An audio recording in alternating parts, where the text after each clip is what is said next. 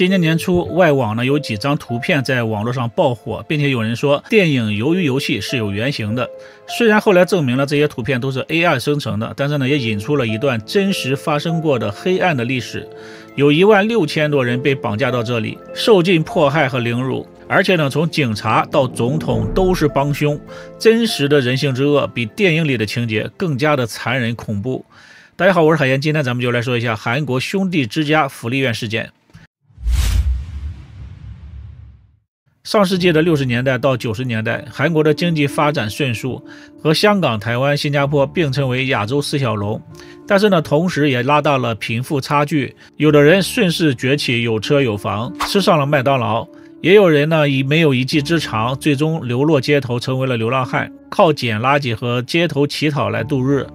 1981年，韩国取得了举办1988年的奥运会的主办权。举办奥运会期间呢，世界各国的运动员、观众和媒体都会过来。如果被他们看到韩国街头那么多的流浪汉和乞丐的话呢，非常破坏国家的形象。韩国政府呢，就为了面子问题，颁布了一项内务部训令401号的法案，也叫做清洗太平地计划。目的呢是为了维护国家脸面，改善形象，打造一个洁净的市容市貌。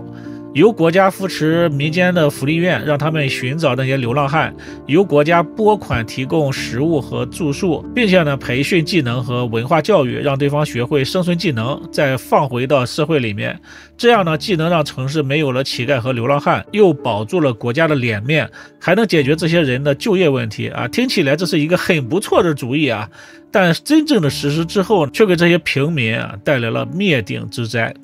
刚开始的时候呢，工作人员的确是在街上去找那些真正的流浪汉，通过劝说的方式把对方接到福利院里来。但是举办奥运会就在眼前，为了加快清洗计划的速度，政府开启了奖金制度。警察呢每带一个流浪汉到福利院里就奖励1万韩元。另外呢，国家会根据福利院收容的人数给补贴，收容的人数越多，给的补贴就越多。而且呢，地方政府为了提高效率，警察的绩效和升迁也采取了积分制，而这个积分呢和抓人的数量就挂钩了。在这种制度之下，不只是福利院在抓人，警察也是疯狂的刷业绩，很多不是流浪汉的人都被带到了福利院里去充人数。一些穿着寒酸的路人啊，喝醉酒的酒鬼，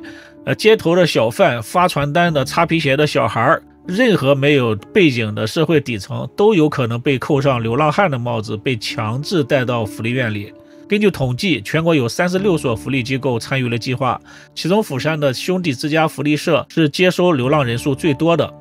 兄弟之家福利社之前是儿童保育院，后来呢改成了兄弟之家福利院。福利院外面有高7米的栅栏，想逃出去是根本不可能的。进入福利院之后呢，会被剃光头发，穿破旧的蓝色运动服，在里面没有名字，只有一串数字编号。上百人睡在一个大房间里，睡的是上下铺。兄弟之家里面呢，共收留了4000多人，但真正的流浪汉只有10%。有一个14岁的小男孩叫做崔成宇，在他放学的时候呢，被警察拦下来，警察诬陷他偷了半块面包，而且呢还用打火机烧他的下体，逼他承认自己偷窃，然后呢被拉上了大巴，被带到了兄弟之家。还有一位受害者当时只有8岁，父亲呢有事离开了，为了安全临时把他放到了警察局里。本以为警察局是最安全的，没想到被警察送到了兄弟之家。如果在兄弟之家里面能够像监狱一样对待他们，那就太好了。但是这里并不是监狱，而是地狱。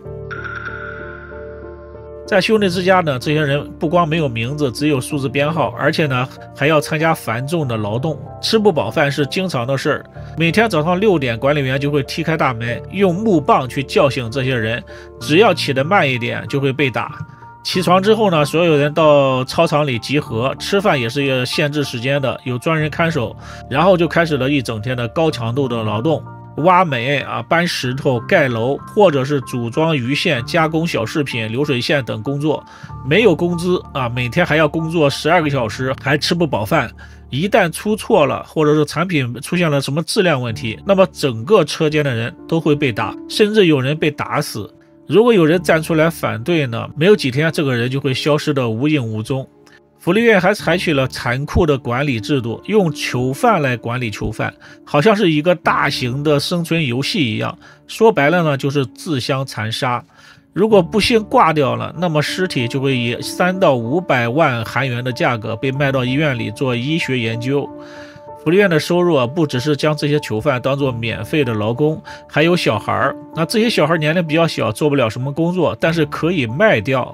当时韩国的国际领养程序是非常的简单，只要美国家庭出1万至1.5万美元，就可以领养一名韩国的儿童。兄弟之家伪造了孩子们的身份，每年仅仅靠国际贩卖儿童就获利2000万美元。另外呢，每年韩国政府给了补助是500万美元，而这些钱全部都进入了福利院老板的口袋，真正用在流浪汉身上的钱不到1%。而最惨的还是那些被关押的女性，兄弟之家对于他们来说是地狱中的地狱。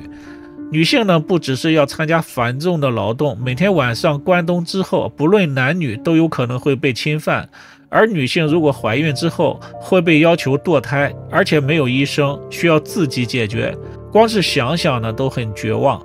兄弟之家做的这些呢，官方并不是没有察觉，而且更讽刺的是，兄弟之家的老板朴仁根前后2次因为慈善得到表彰，总统还亲自和他握手，并且给他颁布了国民勋章。福利院呢就这样运行着，所有人都变得越来越麻木，似乎他们已经没有了未来，直到一个人的出现，一切才有了转机。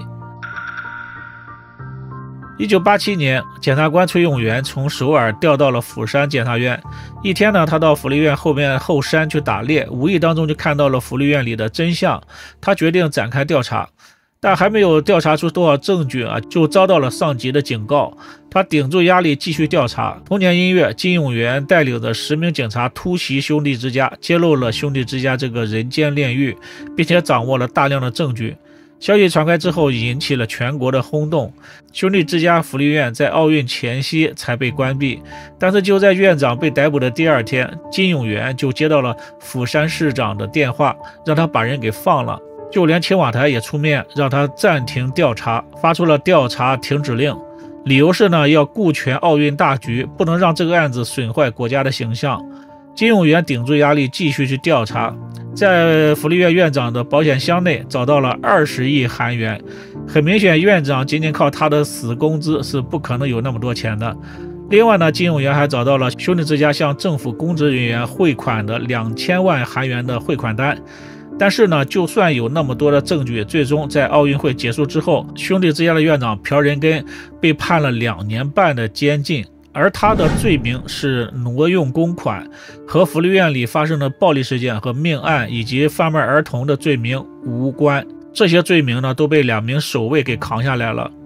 院长朴仁根出狱之后呢，仍然是锦衣玉食靠房地产发家致富。后来呢，他以2700万美元卖掉了兄弟之家，还当上了釜山福利代表理事会的会长，名利双收。后来呢，移民加拿大。这个禽兽最后活到了87岁，2016年去世。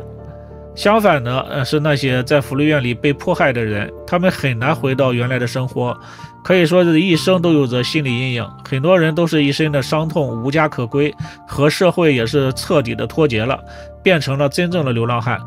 而且呢，没有人对他们12年之间遭受的痛苦负责，他们没有得到任何的补偿，甚至一句道歉都没有。直到2012年，他们才慢慢的联合起来，收集证据，静坐抗议。但韩国政府呢，一直没有什么作为，想用时间来慢慢的淡化这件事情。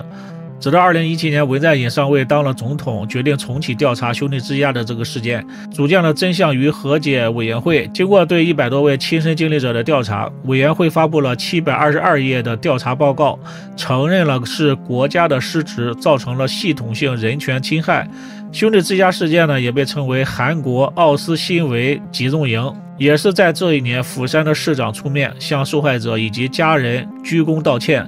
报告当中显示兄弟福利院从1975年到1987年的收容人数总人数是高达16000多人，有记录的死亡人数是513人，死亡的原因都是全身衰弱或者是心衰症。然而呢，真正死亡的人数绝对是不止这些的。